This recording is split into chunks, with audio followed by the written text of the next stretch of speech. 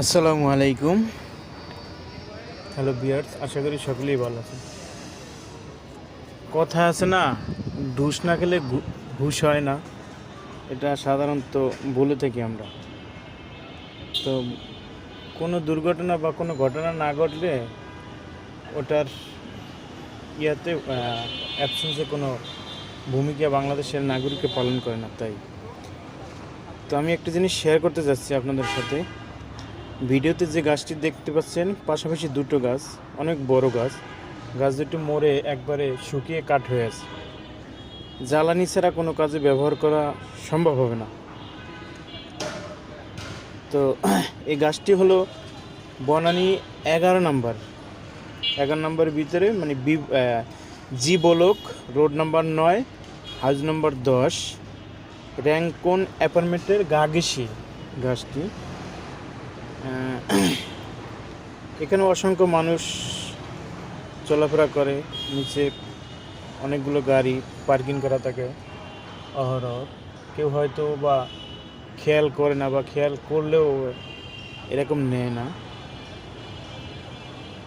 তো দুর্ঘটনা ঘটতে কতক্ষণ, যে কোনো টাইমে বা যে কোনো সময় বড় ধরনের একটা দুর্ঘটনা ঘটতে পারে এবং ঘটবে, এটাই স্বাভাবিক, টুডে টুমোরো।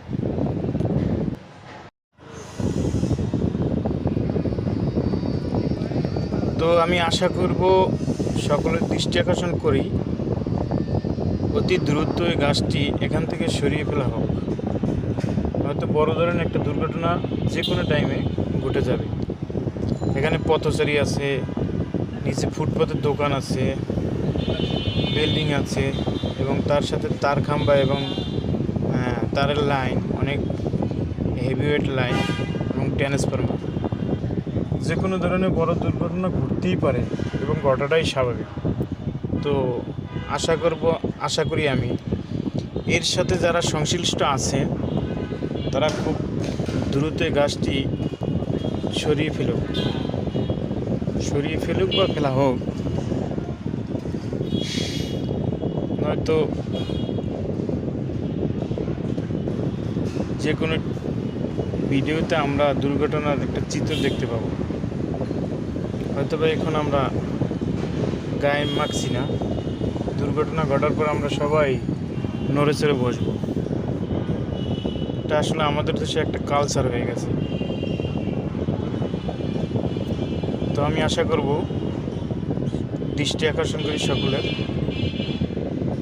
সবাই ভালো থাকবেন।